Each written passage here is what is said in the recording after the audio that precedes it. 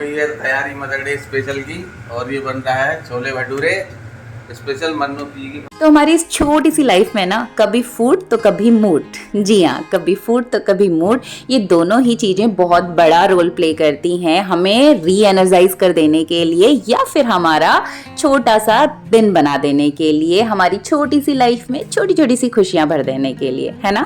So hello hi namaste to all, welcome in my channel be with Binu. तो आज था Sunday का दिन और मदर्स डे सेलिब्रेशन आज होना था, बट हुआ ऐसा कुछ नहीं होता है क्योंकि आई डोंट थिंक, और आप भी इस बात को मानते होंगे कि मदर्स डे तो रोज ही होता है क्योंकि रोज ही मदर्स 24/7 काम करती हैं भाई, चाहे वर्किंग हैं या हाउस वाइफ हैं, सबके पास अ लॉट ऑफ रिस्पॉन्सिबिलिटीज़ रहती है। बट फिर भी ये एक दिन सिम्बोलाइज करता है, यानी स्पेशल उनको डेडिकेट करने के लिए अब भी सेलिब्रेट किया जाता है।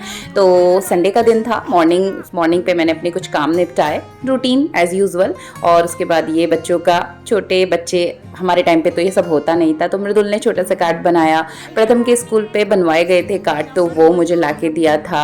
और यहाँ पर मृदुल की ही डिमांड से बने थे आज छोले भटूरे, तो उसको काफ़ी पसंद है और शाम को ही उसने बोला था, तो मैंने सेम प्रिपरेशन की। हो गई है तैयारी मदर डे स्पेशल की और ये बन रहा है छोले भटूरे स्पेशल मन्नू पी की फरमाइश पे, और इसको खाएंगे फादर खाएंगे। तो ये हो गया रेडी हमारा तेल की कढ़ाई में घुसते ही लेता हुआ भटूरा जो जाएगा पेट में सीधे। बढ़िया भटूरे फुले, इसके लिए आप इसको खट्टे दही में गूंदिए, बिना इनो के हमने इसको बनाया है। और सिंपल छोटी पूरी, पतला पतला बहुत, ताकि इजी टू डाइजेस्ट ये हो जाए। सो इट्स नाउ रेडी, ले जा सकते हैं आप plate. So you enjoy this छोला भटूरा तो वर्चुअल। यम्मी खाना तैयार और हम जा रहे हैं इसको खाने। क्योंकि मृदुल की ना अबेकस क्लास होती है मॉर्निंग 9 to 11 2 आवर्स की, तो ब्रेकफास्ट एज यूजुअल मैंने उठते ही 5 बजे सबसे पहले मैदा रेडी करके रख दिया था, गूंद करके भटूरों के लिए, कि वो 2 घंटे आराम से भीग जाए, 2-2.5-3 घंटे। और यहाँ पर बच्चों को नाश्ता करा दिया, इन्होंने करा दिया, मृदुल को छोड़ने पापा चले गए और अब आराम से बैठ के मैं नाश्ता करी। और संडे का ही दिन वो होता है जिस दिन ना नाश्ता आराम से, या मैं कहूँ कि ब्रेकफास्ट को इंजॉय हम कर पाते हैं। और मैं उस दिन कुछ ना कुछ डिफरेंट ही बनाती हूँ, चाहे वो नूडल्स बनाने हो या कुछ भी इस टाइप का, तो बच्चे भी थोड़ा सा खुश हो जाते हैं और हम भी रिलैक्स होकर के ब्रेकफास्ट एंजॉय कर पाते हैं, क्योंकि बाकी दिन तो बस दड़ा भागा भागा सा वाली कंडीशन होती है। तो अभी ब्रेकफास्ट कंप्लीट करने के बाद बाकी के कुछ टास्क एज यूजुअल रूटीन वाले जो काम रहते हैं, और उसके बाद फिर मृदुल का रूम भी लगभग कंप्लीट अब हो चुका था, वो भी सेट करना था। तो बहुत ज़्यादा डिटेलिंग में आज हम नहीं जाएंगे क्योंकि और कुछ अर्जेंट वर्क है, मेरे स्कूल के काम भी हैं और मृदुल के एग्ज़ाम्स भी होने हैं, तो सामान नहीं फैलाएंगे, बस थोड़ा बहुत इसको सेट करके आपसे शेयर करती हूँ। तो मृदुल वाला रूम भी कंप्लीट हो चुका है, चलिए आज आपको दिखाते हैं। कुछ स्पेशल नहीं किया, बस बेड की लोकेशन चेंज कर दी और ये अलमीरा कंप्लीट हो गई और सिटिंग एरिया कंप्लीट हो गया है। बस लास्ट के ड्रॉर्स का कुछ काम बचा हुआ था, दैट ऑल्सो कंप्लीट। ये मैं दिखाती हूँ। तो मैं इन लॉबी से कनेक्टेड इस रूम को रखा है। तो बेसिकली तो ये गेस्ट रूम ही है, लेकिन अब मनु को भी टाइम चाहिए होता है कि एटलीस्ट 1-2 घंटा बैठ करके अपनी स्टडी, अपनी बुक्स के साथ, और काफ़ी सारा सामान बच्चों का रहता है तो फैले ना, तो इसलिए कोशिश की कि सेपरेट चीज़ों को उसकी रखी जाए, तो पूरा व्यू एक साथ नहीं आ पाएगा। तो बेड की लोकेशन थी पहले इधर, इसको हमने शिफ्ट कर दिया इस तरफ पे अलॉन्ग विद विंडो। और ये मृदुल और मृदुल के पापा का गिटार, विंडो डायरेक्शन अपोजिट रखी है। और ये पूरी वार्डरोब ऐड कर दी है, तो 2 पोर्शन है, एक तरफ मृदुल का रहेगा, एक तरफ प्रथम का रहेगा। और ये सिटिंग एरिया हो गया, स्टडी एरिया, मृदुल कर रहा है स्टडी। और इसके ऊपर बने हुए हैं बुक्स के लिए ड्रॉर, और ड्रॉर्स कंप्लीट हो चुके हैं, बट अभी प्रॉपर्ली एडजस्ट नहीं किया है मृदुल का सामान। और अभी चल रहा है मृदुल का होमवर्क।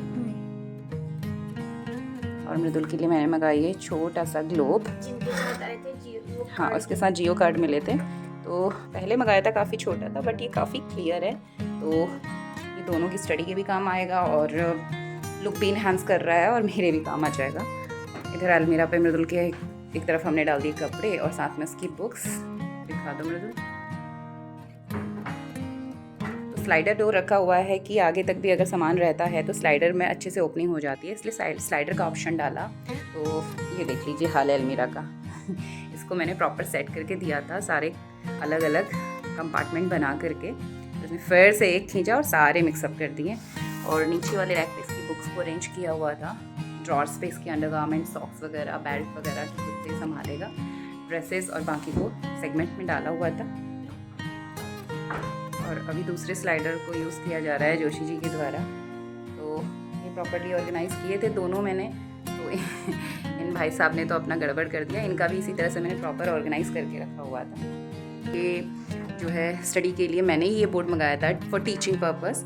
तो अभी इसकी लोकेशन देखते हैं कि कहाँ सेट करेंगे। और बेड के साथ सिटिंग एरिया, और ये हो गया बच्चों का study room cum guest room. तो इस वाली वॉल पे हमने ऐड कर दिया सिंपल सा ये टीवी यूनिट हम कह सकते हैं।